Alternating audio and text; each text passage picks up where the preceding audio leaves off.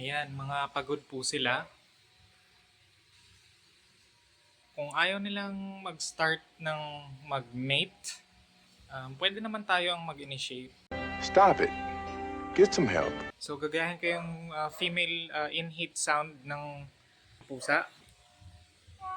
Eh, eh, eh, eh, eh, eh. Eh, eh.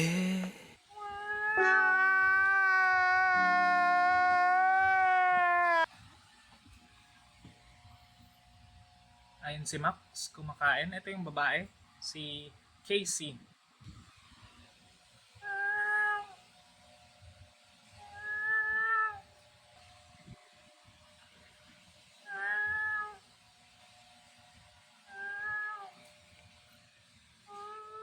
In-hit na tong babae ko eh.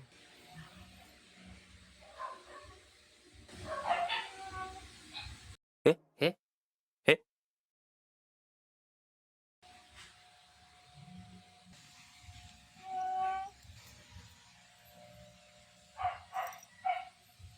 Eh, eh, eh.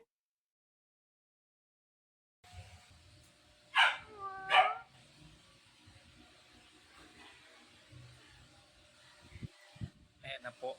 Oh my God! Wow! Sorry, hindi ko na videohan. Nakalimutan ko, hindi ko na videohan yung success na stud, yung successful stud. So, ayan, after niyang if successful yung pag-stud nung Tom, yung lalaking pusa, so, gagulong-gulong siya, yung babaeng pusa. So, parang magpapagpag. I don't know if